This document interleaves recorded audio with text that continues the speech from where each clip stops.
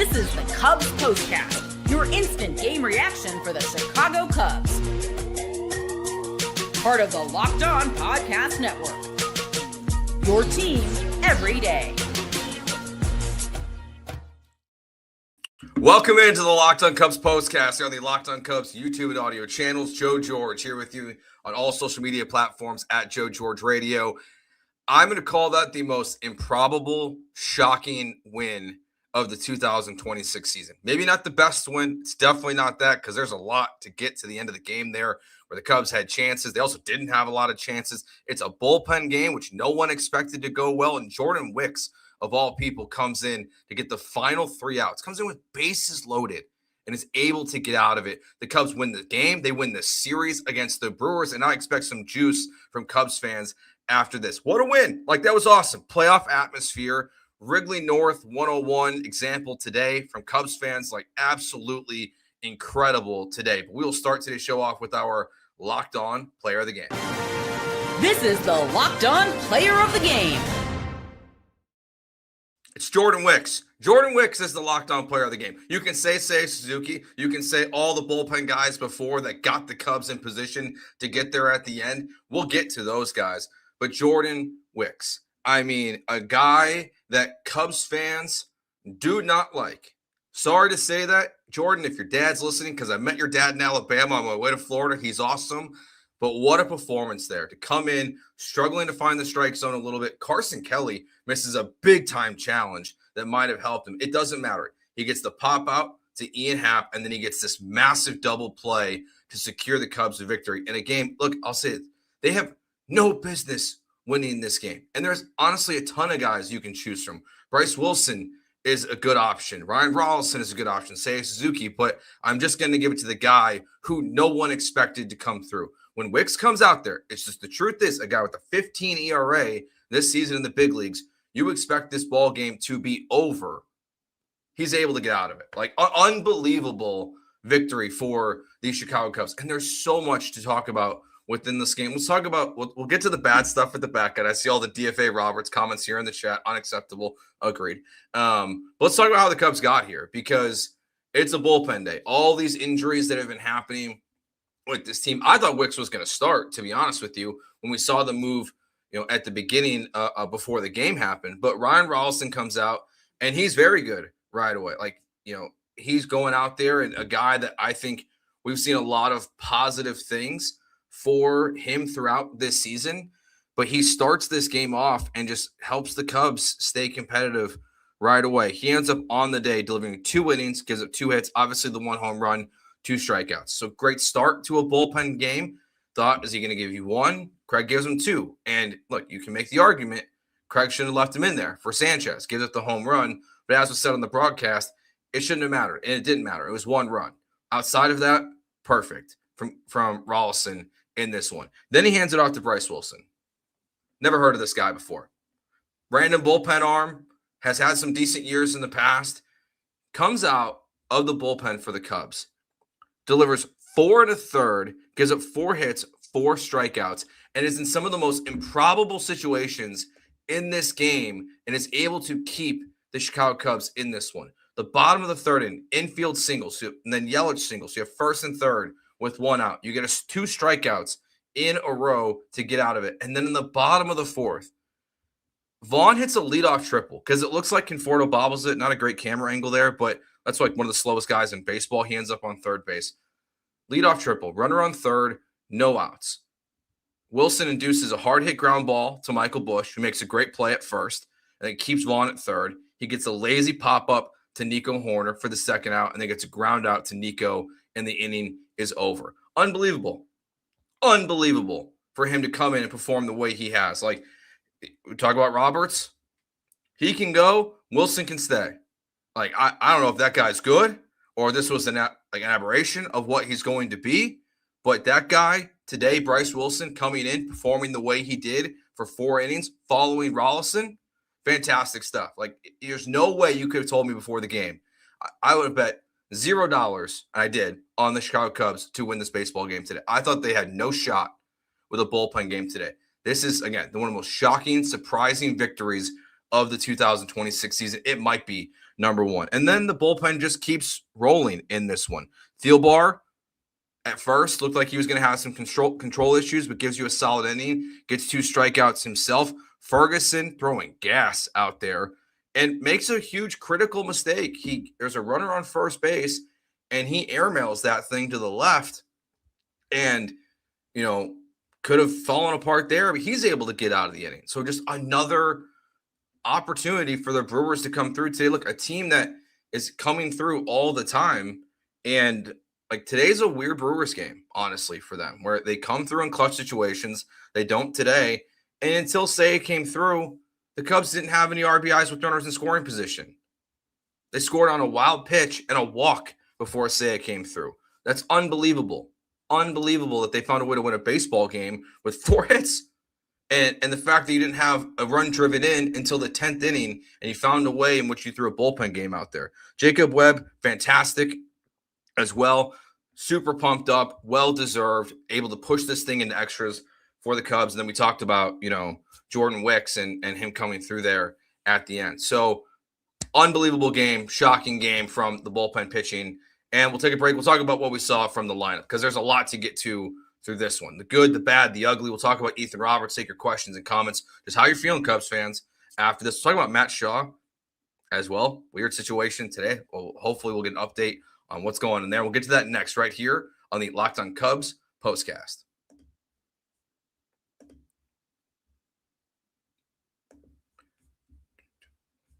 My computer froze. There we go. A big thank you to our friends at Amazon for this limited break. This back-to-school season, spend less on your kids with Amazon. We all know how crazy the back-to-school shopping experience can be, and it starts with a few items on the list. Then suddenly you're shopping for supplies, clothes, lunch gear, tech, and about 10 other things you didn't see coming. It adds up fast. My son, he's going to kindergarten this year, and he's growing. He's growing fast. Feels like every time we buy him a pair of shoes, they don't fit within 2 months. Every time we buy him clothes, they don't fit within a month.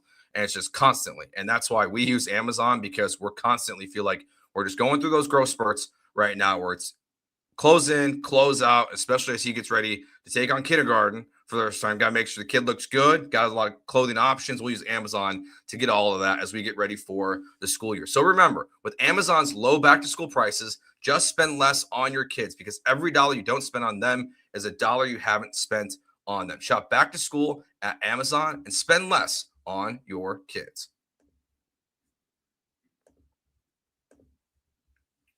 All right, let's talk about the lineup, what we saw there at the back end of the game, because that's the best part of it, right? Like, you got 2 outs in the inning. Carson Kelly ground out to shortstop, but it's slow enough where Dean's able to move to third base. So you got 2 outs in the inning. PCA comes up. This is his moment. Ball 1, they send him to first base.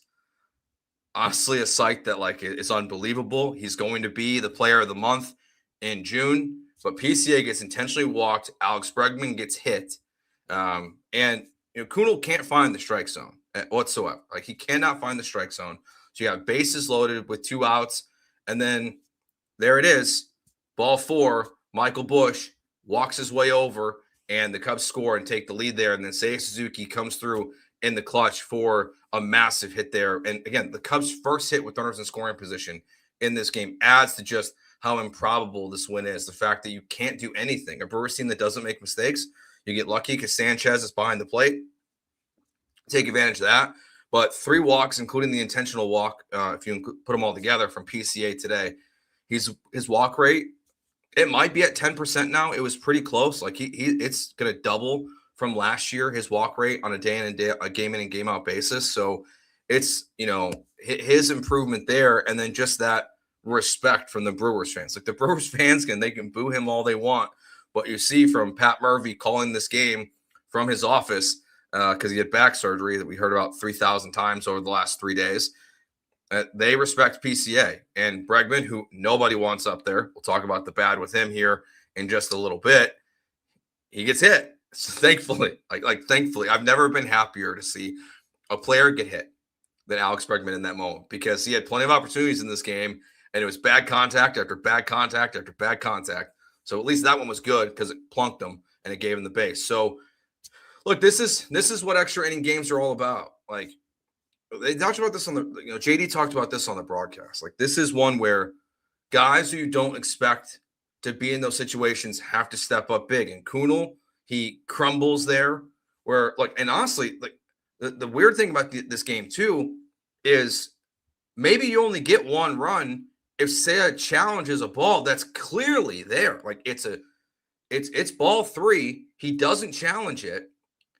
And then he gets ball 3 anyway. So it's a 3-1 count. And then he gets the 2 RBI single where Bregman was going no matter what. But if Seiya challenges that thing, it might have just been another walk. And maybe Ian Happ strikes out and the Cubs only have a 2-run lead instead of a 3-run lead. So the challenge is weird there for Seiya and Carson, but it was a positive from Seiya today because he was able to get a pitch that he could hit. So, X factor, Seiya Suzuki for this one, just a bunch of guys coming through that you didn't expect in this game. Nico Horner, really positive again from him today. Another couple hits in this one, ends up with going 2 for 4 on the day. The only guy with 2 hits, obviously, when you only have 4 hits on the day. He's looked so much better.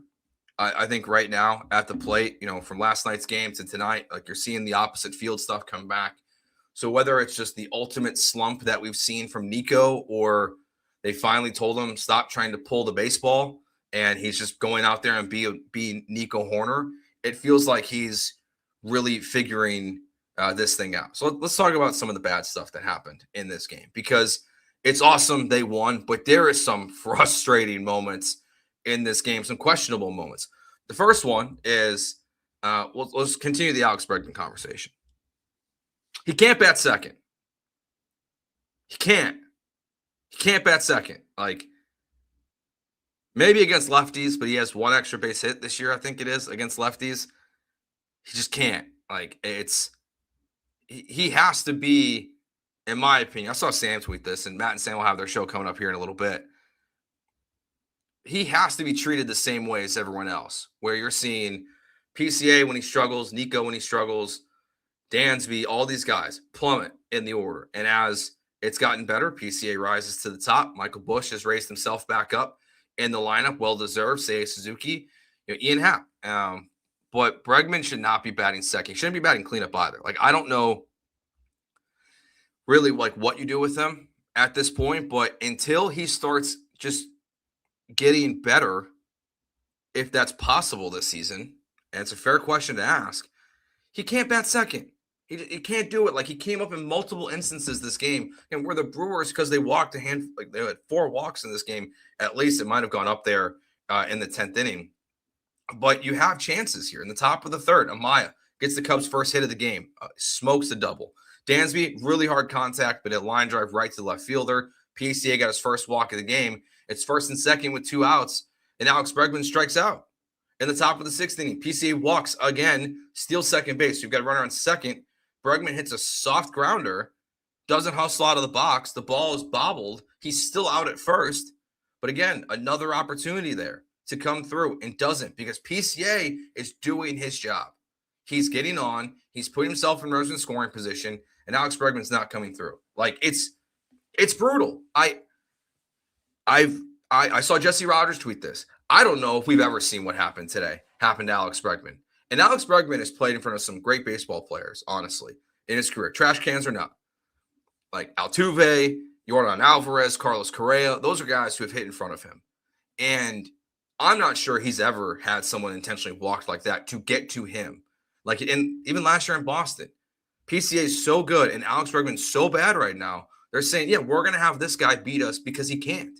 He cannot be hitting behind him right now. The best thing for the Cubs is if Nico Horner is actually able to get going again and PCA and Nico bat 1-2.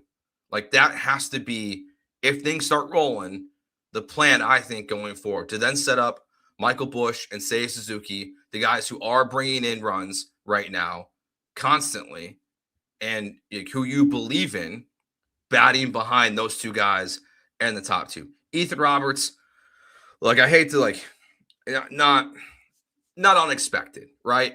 He's not very good. He's frankly a guy who, is in mop-up situations, and because of where the bullpen's at with all these injuries and Hoby Milner having an appendectomy, he's kind of in that position where he has to be the guy in the game.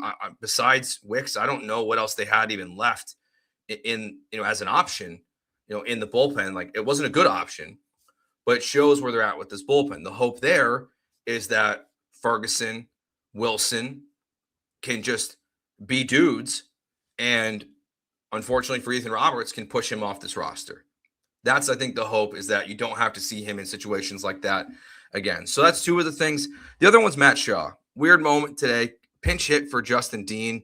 I have not seen, I'm just doing a quick Twitter search here for Matt Shaw. I don't see anything yet from Craig Counsell and the Cubs of why he was taken out of the game. Same thing with the reporters. I'm going to be honest with you. I'm assuming Matt Shaw's hurt. I don't see any trade notifications happening currently either. So he didn't look thrilled. He's in the dugout, which is why I think it's an indicator there that he's hurt. So no, I don't think he got traded, for everyone asking in the chat. I guess I can be proven wrong very quickly, but I just am assuming that, unfortunately, he's hurt, because I know Seiya Suzuki's knee is bothering him. I think it's also very clear the best version of the Cubs is Matt Shaw in right field, or Conforto, depending on the pitching matchup, and then having Seiya Suzuki as your DH every single day. Like, that's very clear. So hopefully, whatever it is, I hope he's not been traded. Like, that would actually piss me off, to be honest with you. I love Matt Shaw. I think he is the right fielder or left fielder of the future for the Cubs, because I don't think Happ or Suzuki are both coming back. I think it's only going to be one, and I want Shaw to be manning the corner. In the other one, I see a lot of people in the chat saying he can replace Bregman. Sorry, Bregman's here for the foreseeable future. He just has to find a way to stop tinkering or just get going. Like, it's unbelievable how bad it's been for Bregman. But we'll wait and see what the news is on Matt Shaw, because that would be a huge bummer out of this win, out of this series victory. And look, it changes the vibes for the Cubs. Like, I didn't think they had a chance to win this thing, to win this series, specifically because of what happened, what you were throwing out there in today's game. And now you've got a big series coming up here with the Padres, to where you can really solidify yourself as a playoff team and answer a lot of questions to Cubs fans. Really positive road trip and a fun show. Thank you all for watching. Thank you all for listening. Everyone commenting here in the chat. We'll be back with you guys tomorrow after the game. Matt and Sam will have a show coming up here in just a little bit today as well. Thank you all for watching. Thank you all for listening. We'll talk to you guys tomorrow night. Peace.